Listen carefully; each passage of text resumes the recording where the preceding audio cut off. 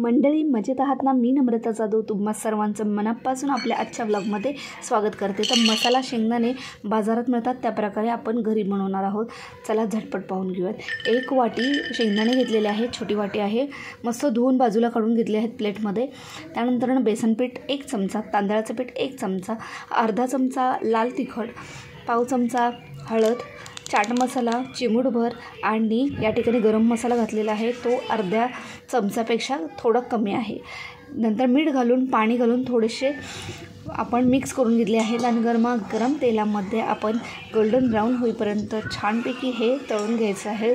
आणि अशा प्रकारे तळून घेतल्यानंतर अगदी क्रंची क्रिस्पी आणि अतिशय चविष्ट असे हे बाजारातले आपले शेंगदाणे तयार झालेले आहेत। रेसिपी आवडली असेल तर पटकन लाईक करून घ्या आणि अशाच प्रकारचे व्हिडिओ पाहण्यासाठी आशा करते की तुम्ही आपल्या चॅनलला लाईक शेअर सबस्क्राईब फॉलो केलं असेल। भेटूयात पुढच्या रेसिपीमध्ये।